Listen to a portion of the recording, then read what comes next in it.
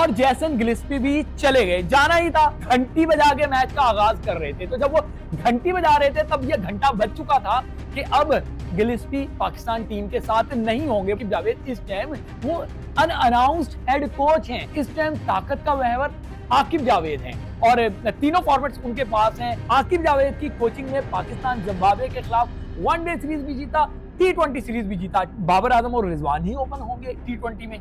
क्या बाबर आजम की जगह बनती है किसी भी फॉर्मेट में? और जेसन गिलिस्पी भी चले गए। जाना ही था उनकी टीम का, वो क्या नाम था उसका, नेल्सन की, क्या पहले उसकी विकेट गिरी और फिर गिलिस्पी भी चले गए। और ये कोई नई बात नहीं है।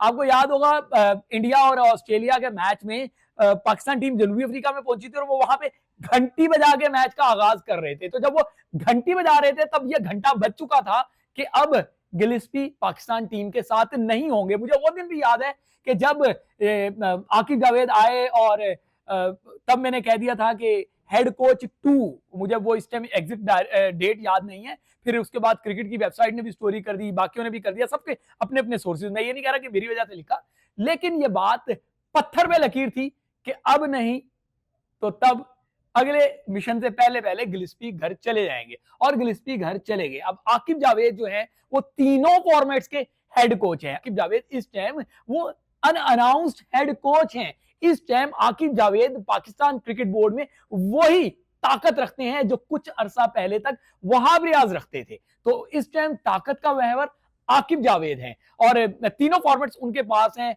और लोग उनकी जानिब देख रहे हैं कि आकिब जावेद क्या करेंगे। आकिब जावेद की कोचिंग में पाकिस्तान ने इंग्लैंड को शिकस्त दी। एक लंबी स्ट्रीक थी फतवात के बगैर अपने ही होम ग्राउंड पे हारने की, लेकिन आकिब जावेद ने अपने बोल्ड फैसलों से बड़े बड़े पंखे लगा के वो पाकिस्तान को सीरीज जितवाई। उसके बाद ऑस्ट्रेलिया गए, ऑस्ट्रेलिया में वनडे सीरीज जितवाई। आकिब जावेद की कोचिंग में पाकिस्तान T20 सीरीज ऑस्ट्रेलिया में हारा। आकिब जावेद की कोचिंग में पाकिस्तान जिम्बाब्वे के खिलाफ वनडे सीरीज भी जीता, T20 सीरीज भी जीता।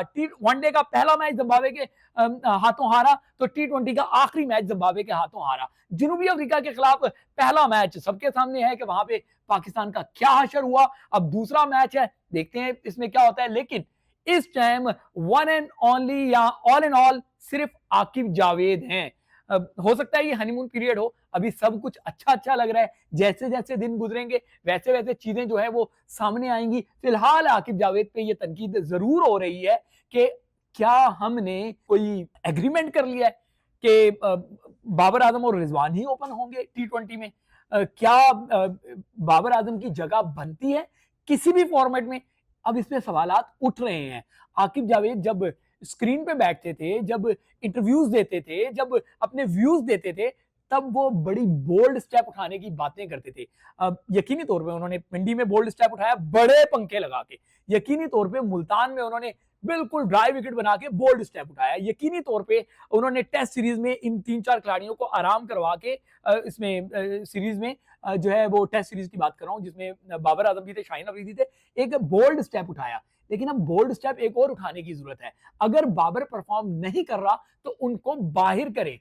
कैसे हो सकता है कि बाबर डोमेस्टिक को इज्जत ना दें और फिर भी पाकिस्तान टीम पे जो है वो बने रहें? जोहानिसबर्ग में मैच है, यहाँ पे हाई स्कोरिंग गेम होते हैं। मेरी दुआ है कि बाबर आजम रन्स करे, लेकिन अगर वो रन्स नहीं करते तो फिर ये कोई जवाब नहीं बनता कि उनको आप तीसरा मैच हर सूरत में खिलाएं। अगर एक खिलाड़ी परफॉर्म नहीं कर रहा तो बहुत सारे खिलाड़ी होते हैं जो स्क्वाड में होते हैं लेकिन उनको फाइनल 11 में जगह नहीं दी जाती।